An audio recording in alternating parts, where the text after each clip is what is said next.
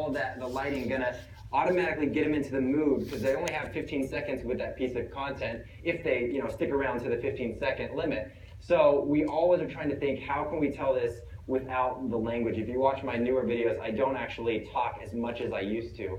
And so we do tap into 4 themes that I think are kind of universal. Fears is a big one. I used to be afraid that I would get my toe stuck in the vacuum cleaner. I would get sucked up and disappear forever. So we made a video about that. I used to think, wishes are cool, so I always want Amazon someday to be able to reach into the screen and pull out the item. They'd probably make no money though, so that's a bad idea. But if you would do that, that'd be awesome, like Amazon Instant. So we made a video about that. Inventions. I talk to so many kids every day that come up to me on the street in my neighborhood, and they're like, hey, I want an invention about a soda jetpack that straps to my legs and I can fly. And then I'm like, I'm going to steal that idea. That's great. And then so, we make inventions about a machine that can suck up your laundry and spit it out all folded for you. Because that's something people can relate to. And then the third is we do illusions, but we always do illusions, never for illusion's sake or just the trick of the VFX, but we want to do it like the ice bucket challenge there. We did that. I've always wanted to disappear with water. We've been talking about that for a while. And then, remember 2 years ago, the ice bucket challenge came up. And so we were like, oh, this is perfect. We can use the ice bucket to make me disappear. And so it's never illusion for illusion's sake, but we, in that moment, put it with a trending topic. We recently did one similar to that with a mannequin challenge. We had actually been talking about a video where we could be frozen, and then over the weekend, the mannequin challenge happened, so we were like, oh, this is perfect. Let's take that idea we were talking about and go film it now and post it with the mannequin challenge hashtag. And it did really well for us. All that to say, those themes are relatable for our audience. So once you're figuring out who your audience is, we're trying to relate to them. And I know I'm always trying to play with Legos and do anything I can to be a kid, because that's my audience. I want to be in the mind of my kid, which is not hard for me because I pretty much am a kid. So our ideas, luckily we get to work with a lot of cool people. I really believe in working with a lot of people, not just working solo. For a while on YouTube, I was by myself. But immediately when I started talking to Aaron and bouncing ideas, all of a sudden the collaboration just happened. So try to find a trusted group of people that you can bounce ideas off that are going to help spur on the creativity. That's a little sneak peek of behind our videos. That's a tasty cloud. Rolling. Oh, that's a sweet looking sky today. That's a tasty cloud. You ready? Rolling.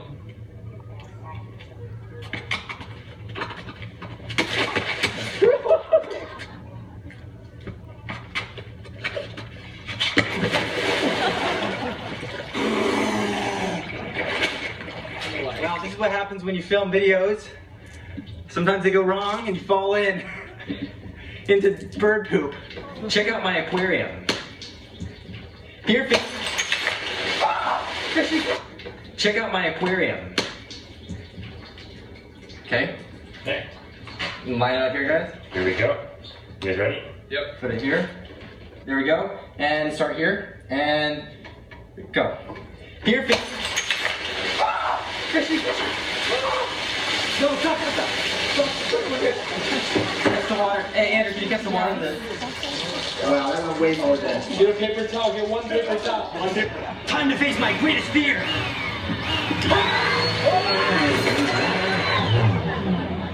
Ready and go. Time to face my greatest fear. Okay, good.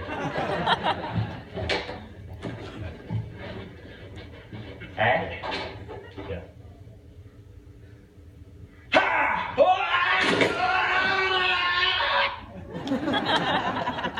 Job ever.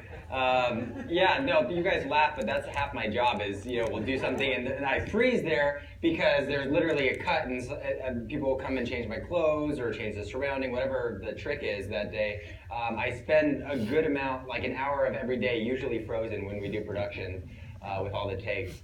I've learned along the way just some tips that I'm going to share with you guys of how to build a healthy audience, things that I've just kind of seen that are important.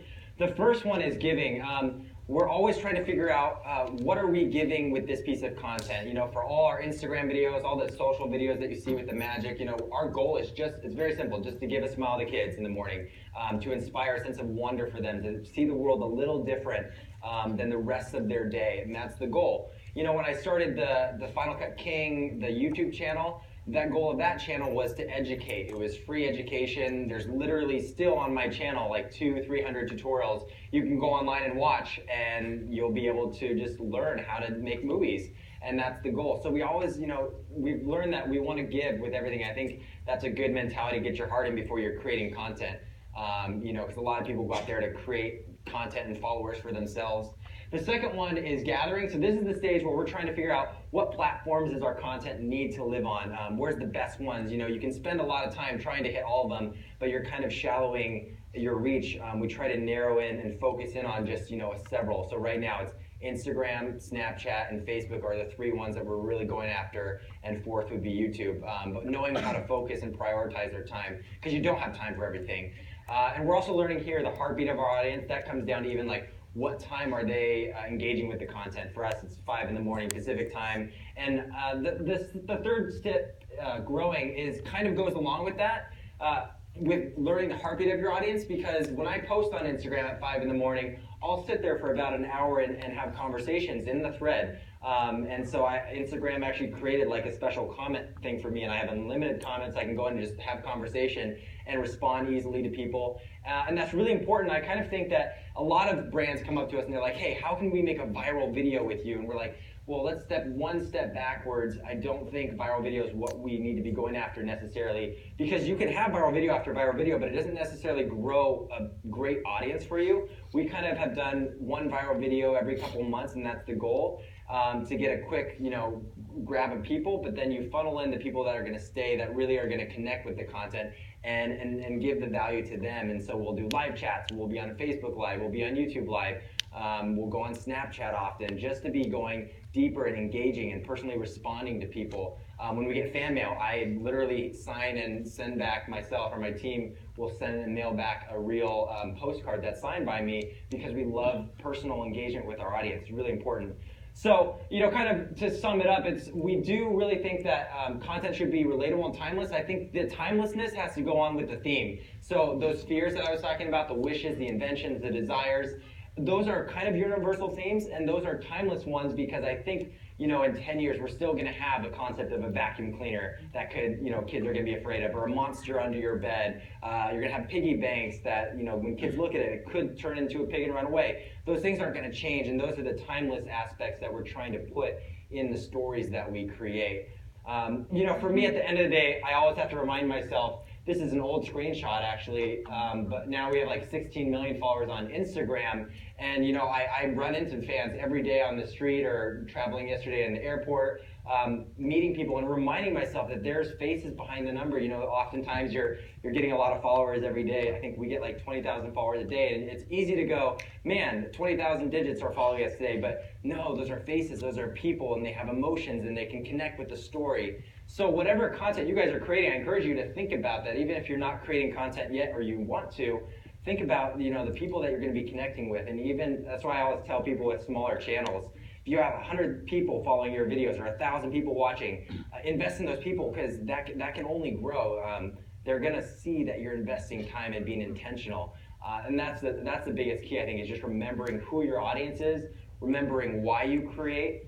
I always try to remind myself and my team this story every year. A couple years back, we took a road trip. We went around, me and 3 buddies crammed in my Prius. We went, it was literally over 10,000 miles, like 10,100 miles. Left in LA, went around that track and came back to LA.